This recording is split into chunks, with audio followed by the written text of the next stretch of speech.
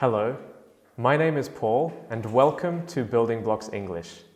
In today's lesson, we're going to look at relative clauses. Now, before we start talking about relative clauses, what is a clause? So, have a look at this sentence. That is my favorite book. This is a clause. Why? Because we have a subject, that, a verb, is, and an object, my favorite book. Here is another example. I have read it many times. Once again, we have a subject, I, a verb, have read, and an object, it. So, these are two clauses that are separate.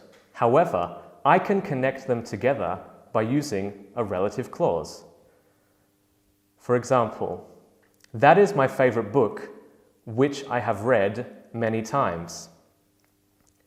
By using the relative pronoun which, I have combined the two clauses into one sentence. Apart from which, I can use other relative pronouns, such as that, as well as which for things, that or who for people, whose for possession, where for place, and when for time. There are two types of relative clauses. Firstly, we have defining relative clauses. So, have a look at this picture. We can see a pile of books. I ask you, can you pass me the book which is read? This is a defining relative clause because it is referring to a specific book, the red one. It is giving necessary information for you to identify the noun I am referring to. Not the green book, not the blue book, the red book. Notice how this relative clause does not use any commas. However, when we look at non-defining relative clauses, we will use commas. Have a look at this picture. Now we just have one book. So I can ask you, can you pass me the book which is read? But this time, the fact that the book is read is extra information. It is not necessary for you to understand which noun I am referring to. We distinguish defining and non-defining relative clauses in writing by using commas. And you can see the comma in my example there. So, let's have a look at some more examples of defining and non-defining relative clauses. Let's start with people. So, Paul is the person who or that is presenting this video. Remember, we use who or that to refer to people. However, in a non-defining relative clause, I only use who. Paul, who is from Australia, is presenting this video. The fact that I am from Australia is extra information. It is not necessary. That is why I have used commas to separate it, and that is why I have used who. I cannot use that in a non-defining relative clause. Here's another example. Terence is the person who or that is filming the video. Or, Terence is the person whom Paul works with. So why have I now used whom? Let's have a look at the relative clause. In the first example, Terence is the person who or that is filming the video. We have the verb is filming and then the object, the video. This means that the relative pronoun who or that is the subject. However, in the next example, Terence is the person whom Paul works with.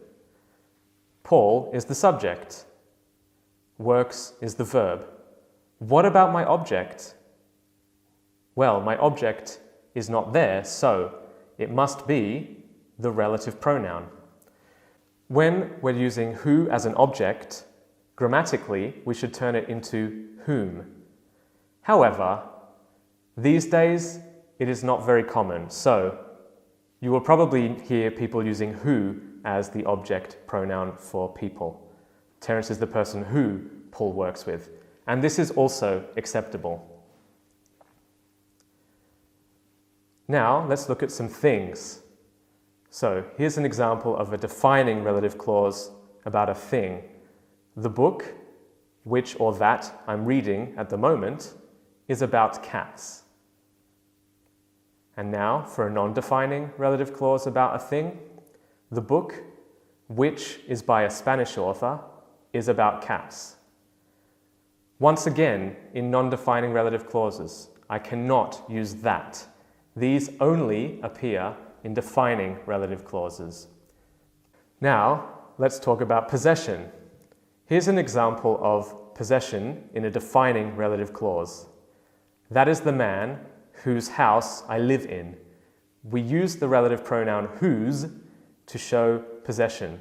In this case, we can see that the house belongs to the man from the main clause. Similarly, in a non-defining relative clause, we also use whose.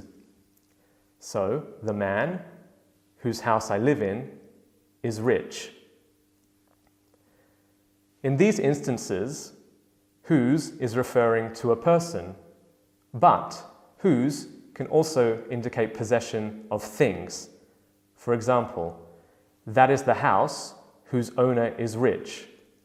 The house is a thing, but I still use whose to show the possession. Or that house whose owner is rich is huge. Whose is always followed by a noun because it is also a possessive pronoun, and possessive pronouns must be followed by nouns. Now let's look at place. So here is an example of a defining relative clause about place. That is the school where I teach English. And now a non-defining, that school where I teach English is big. Notice how both times where is followed by a subject, I, a verb, teach, and an object, English. Where is always followed by a full clause. So in the defining relative clause, that is the school where I teach English. What am I actually saying? That is the school. I teach English there. Or in the non-defining, that school where I teach English is big. That school is big. I teach English there. I'm using the adverbial of place there in place of where. However, what if I don't have a full clause? That is the school where I love. So where is followed by a subject, I, good, and a verb, love. But love is a verb which needs an object. Where is the object? There isn't one. In this case, the relative pronoun where must be an object, but grammatically, it is not allowed to be. So what do? I must get rid of where and use something instead. So I can use which or that to refer to things. Similarly, that is the school where is very popular. Once again, where is followed by a verb, is, and an object, very popular. Where is the subject? It must be where, but again, where must be followed by a full clause, so this is not going to work. Once again, I get rid of where and I can replace it with which or that to indicate thing. So, remember for places, we always use where if it is followed by a full clause. If it is not, if the relative pronoun where is the subject or the object, then we must use which or that instead. There's another time when I would replace where with which or that. In this example, that is the school where I teach English. This is all right because where is followed by a full clause. However, let's look at this one. That is the school where I teach English at. In this case, I can't use where. Why not? Well, because the clause finishes with a preposition, and where does not like clauses which finish with prepositions. So in this case, once again, I get rid of where and I replace it with which or that. That is the school which or that I teach English at. Now let's look at time. So here's an example of a defining relative clause using when to indicate time. Summer is the season when it is warm. And now a non-defining. I love summer when it is warm. Notice how when is followed by a subject, it, a verb is, and an object warm in both sentences. Just like with where, when should always be followed by a full clause. So in the defining version, summer is the season when it is warm. What I am saying is, summer is the season, it is warm then. Or in the non-defining, I love summer when it is warm. I love summer, it is warm then. I'm using the adverbial of time in place of when. However, what if when is not followed by a full clause? Like in this example, summer, when is from December to February in Australia, is warm. In this case, when is followed by the verb is, and then the object, December to February. Where's the subject? When is the subject. And this is not allowed. So, what am I going to do? That's right, I get rid of when and I replace it with which. It could be that if it's a defining relative clause, but in this example, it is non-defining, so I'm just going to use which. Okay, so that's all our different types of relative pronouns. There's one more thing we need to consider, and this is the concept of omitting the relative pronoun. Sometimes I don't need to use a relative pronoun at all. So let's look at this example. The book, which or that is read, is about cats. And now this one, the book, which or that I'm reading at the moment, is about cats. In the second example, I can remove or omit the relative pronoun. Why is this?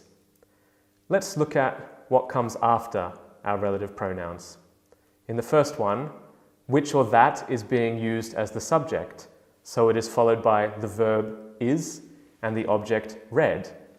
But in the second, the subject is I, the verb is am reading, and the object is which or that. So, when the relative pronoun is the object, we don't need to use it. We can omit it. In fact, many native speakers do this automatically when they are speaking, so it's a good thing to practice. Here's another example. Terence is the person who or that is filming the video, and Terence is the person who or whom Paul works with. So, in which of these sentences can I omit the pronoun? That's right, the second one, because in the first one, who or that is the subject. The verb is filming and the object is the video. But in the second, the subject is Paul, the verb is works, and the object is the relative pronoun, so I can omit it. So that was an introduction to relative clauses. We looked at the different types of relative clauses, defining and non-defining. We looked at the different types of relative pronouns for people, who or that, for things, which or that, for possession, whose, for place, where, or for time, when. And we also considered when we can remove or omit the relative pronoun. If you would like some more information, please follow the link in the video description below. Otherwise, I hope you enjoyed the video. If you did, make sure you like it and tell all of your friends, and I'll see you next time. Bye.